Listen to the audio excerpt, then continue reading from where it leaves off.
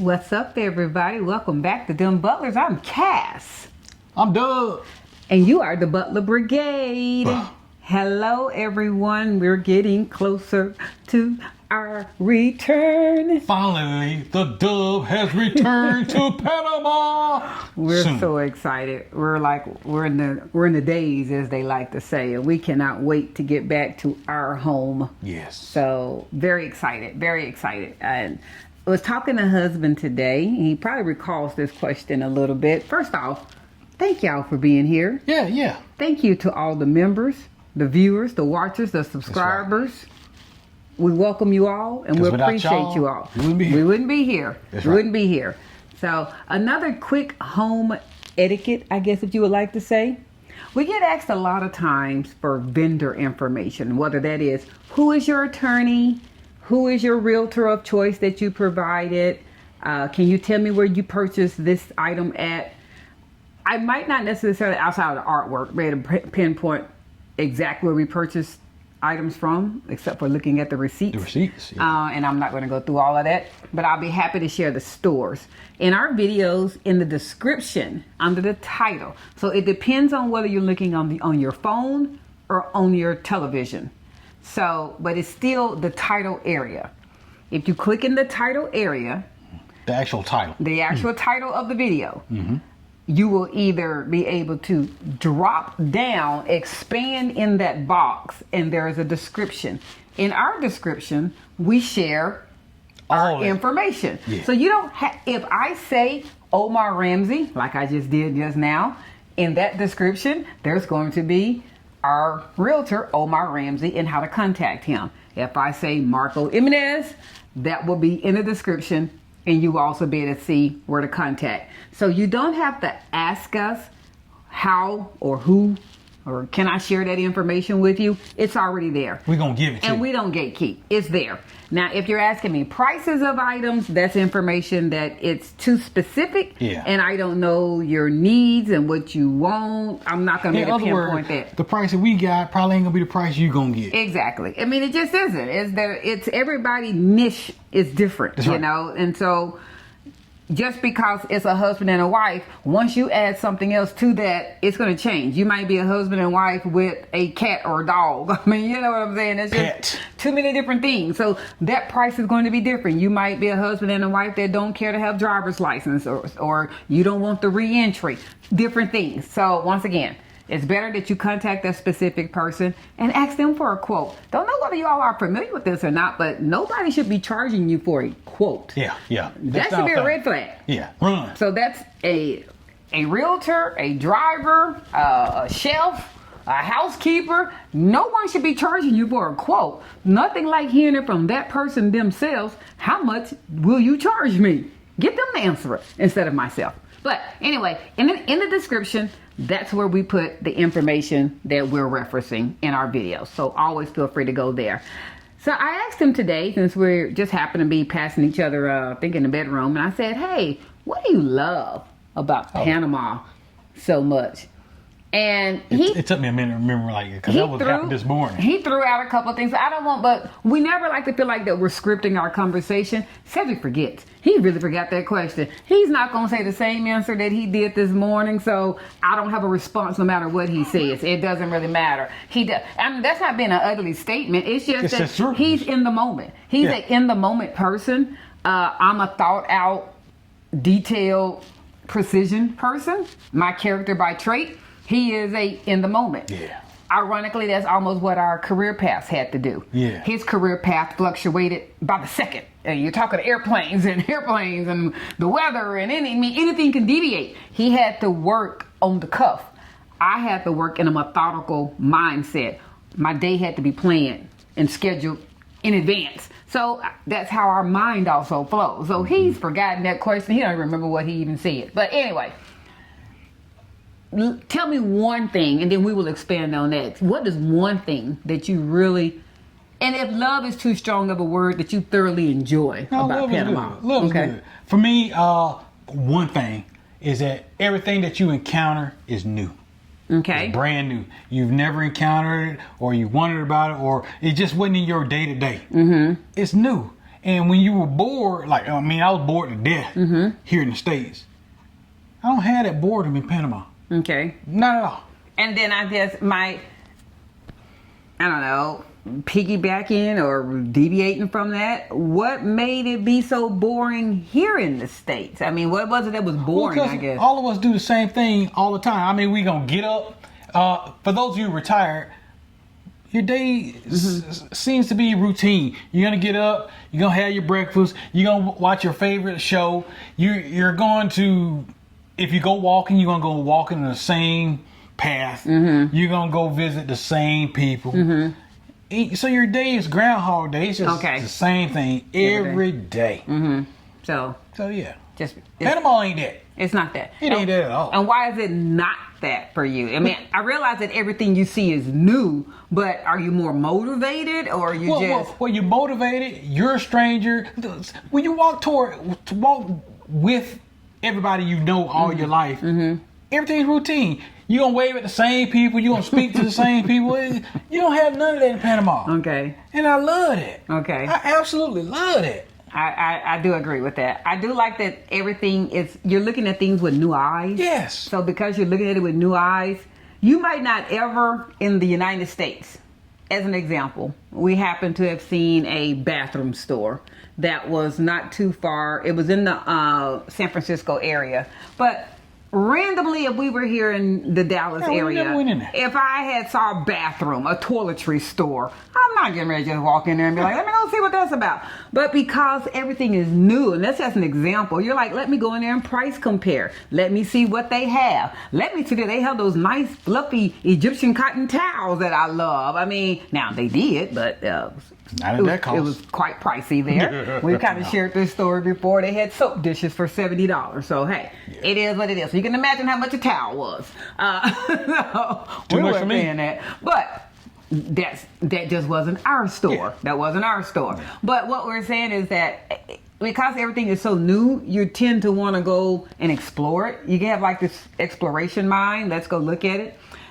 Something that I do feel, and you shared this earlier, and I had to happen to really think about that. At the moment, it didn't register with me, but Cedric said that he finds that he walks more. Oh, yeah.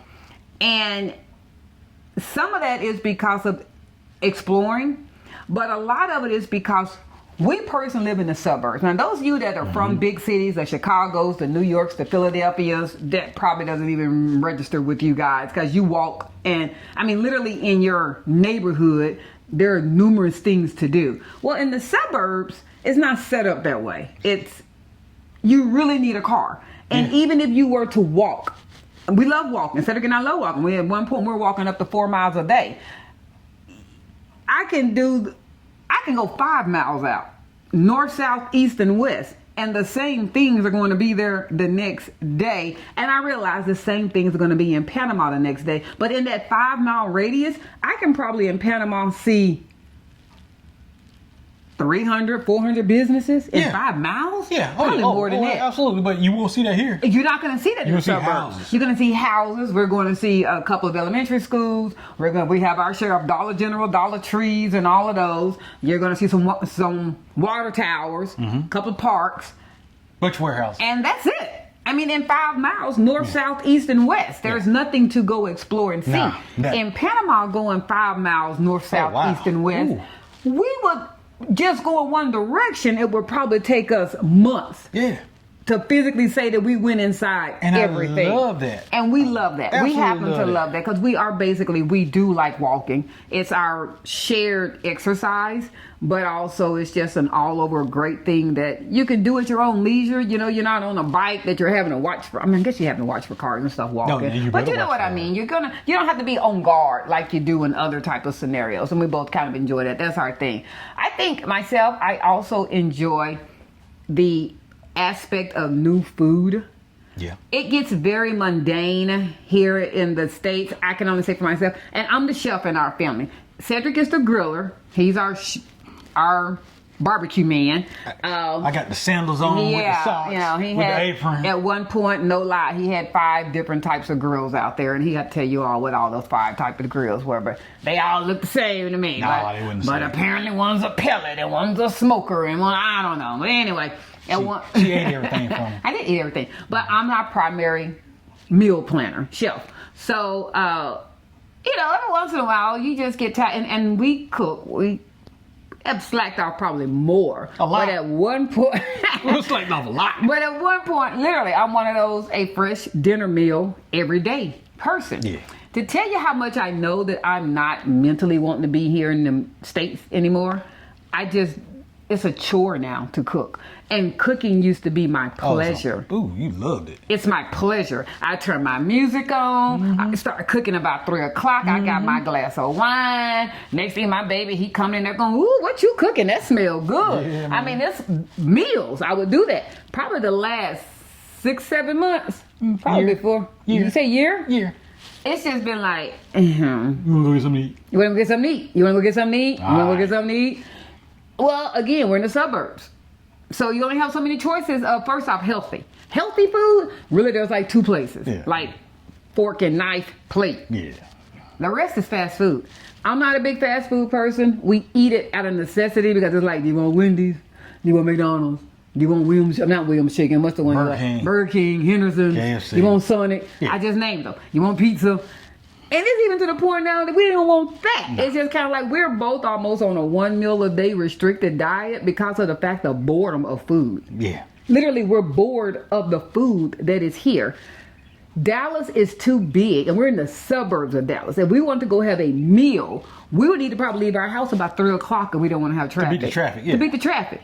So then you're having a meal at 4. You might as well go ahead and sit there till about 6:30. No, 7. So you're having to sit there before you can even return back home, because the path for you to come back is going to be just as long as you left at 5 o'clock if you were just waited until 7 o'clock and came right back. Facts. You're gonna arrive the same amount of time. Right. You're literally gonna arrive the same amount of time. So it's like you're just bored. And so I do get. I'm going a little further on his boredom about boredom of the area, and I'm like, I'm bored of the food. I'm bored of the culture. Now, something that I definitely know I will miss outside of family. Now, family is a known. The grandbabies are known. That's Yeah. just known. I don't Family's even a have to big even one for say that. I don't have to even say that. But I would probably say Cedric and I, our next thing that our passion that we love is live music. Oh, yeah. And we've gotten very spoiled with the American artists and their tours. We love going to concerts. We chase music. And I don't mean it. No, I don't mean here in Dallas area. We will go to California, a concert. Florida. We'll drive down to Houston. Yeah. We'll go to California, like you just said. But, I mean, we chase music. So that type of concert is not in Panama yet. Yeah. There are cruises that are jazz cruises. There are festivals that are like in Jamaica and I think the DR. But the music that we're talking about predominantly coming to Panama, that's not there yet. I know I will miss that, but I know I will pick up another love because we love music. One of the places that we started to enjoy music at is Umami Bodega. Umami, yeah. It was known to do jazz on Tuesdays. I wouldn't say that. I would say live music yeah, on Tuesdays. I wouldn't classify as jazz. But it was good. It was great. It was good. The artists were great. The music was great, and it people allowed were- us to get Wait, the people. The people crowd were. It was our age bracket, Yes. so you were talking the 45 to the 65s. Yeah. Predominantly African American people. Not that I always have to be around Music African American, but music lovers. But it is great when you are so used to being in another country to be so influxed with other African Americans from America. That was fun. And I'm gonna say this, and it might make some folks mad, but if some of y'all gonna agree with me. It wasn't no hood people there. Yeah. It wasn't none of that foolishness, pants hanging off your butt, Yeah. slang, people cussing, No. people talking over their phone on the speaker. None of that. We love Umami Bodega. And Mr. Carter, Jeffrey Carter, has started to do some music at Daiquiri 23 as well. Keep in enjoyed mind, that. though, it is more of a sports bar. That's right. It But is so sports bar. he doesn't necessarily have to. He doesn't promote necessarily that he's going to do live music. But he was He's had it. starting to have some live music though. But it is a sports bar. But so we know there are going to be places that we can get and do. And as I kind of threw out there a couple of videos ago, hey, man, maybe that's what my thing might have to be, because I do have some. Contacts in my Rolodex You that do. are in the entertainment Some big world. names, you do. And to know, yeah, and I'm talking some large names, some celebrity names. It might be a matter that they Promotions. have not been invited to Panama. Panama has a convention center. Panama has different do. places that we can do. I'm sure those of us out there that love live music, the Anthony Hamiltons, the Jonathan Butlers, the Najees, the Gerald Albrights, I could go on and Yeah. on and on. Yeah. These would be some great artists that I'm sure we would love to be able to have in Panama. It's a matter that they haven't been invited and they don't know that the love of us is there in Panama. Well, at least we haven't seen them down there yet. They Yeah. might be down there as far as we know. We missing out on We're something. missing out. So But you know, that's the beautiful thing about. a new place. That's right. We gonna find out. We're gonna find out. We're looking forward to it. So this was just a quick video. I don't know. Do you have something else you would like to say that you love? So we said that you love the walkability. I love the walkability, the newness. The newness. I also just. I love the food, the access to new food. And people say this, and it's starting to get a little heavy, but the vibe per se, the Panama City does have a vibe, and so that's good. It's just the overall culture. You know what? I don't know if it's so much that Panama is great at what it is, or that it's great for what it doesn't have. It doesn't have some of the stuff that bothers me here in America. Okay. Of rude people, of ghetto hood mentality, of that. And I don't know if it was because of the age difference or the economic difference, but there's a big difference. And I know y'all know what I'm talking about. Right. You know, and there's nothing worse than having a good time and then one person comes in out of nowhere and they don't read the room. The whole vibe changes. They Yeah. just make it worse for everybody. Yeah, I agree with that. I hate that. And I haven't seen that. We haven't seen it. And we were out one night with my 70-year-old father and his wife, my bonus mom. This is what, 10:30, 11 o'clock at night? Yeah. And we decided to walk. We decided to walk about, those of you that are in Panama, you know where Poin is, which is on Avenue Balboa. Keep in mind, I'm saying Poin, P-O-I-N, for those that cannot hear me phonetically saying that. We walked from there to the Megapolis, which is a good, probably mile and a half, 2 miles. It's longer than that. Think it's longer than that? Oh, yeah, it's longer than that. And this is 10:30, 11 o'clock at night. No problem. No problems. We felt safe. No one was worried. No one approached us. We went from, the park, back across the street, and we just took it in. We just had a good time. It's like a Saturday night. It was. It literally was a Saturday night. Yeah. It's a safe place, and I hate even using that word because I don't want to give someone the wrong type of safetyness in that word. We weren't on guard. We weren't on guard. No. We proceed with caution no matter where we are. Yeah. I could be in Houston, Texas, and I'm not getting ready to just go and invite myself Nah. into some stupidity. Nah. I do the same thing in Panama. Here's the difference there. We be walking, like you said, 10:30, 11 o'clock in Panama City. I wouldn't do that here in Dallas. I would. Because you know why? Because I know the dangers in Dallas. Yeah. And I know that, it's going to be bad. So, Yeah. I wouldn't do it in Dallas. So that and Panama, no matter how you feel about the police presence, they have a very high guarded police presence. like that. I personally like that. I like the fact that they are visible. They're every couple of feet, yards, and they're armed. So as they say, FAFO, you gonna do it today. You gonna do it today. So I like that you don't feel that if you needed help, that help wasn't there. Right.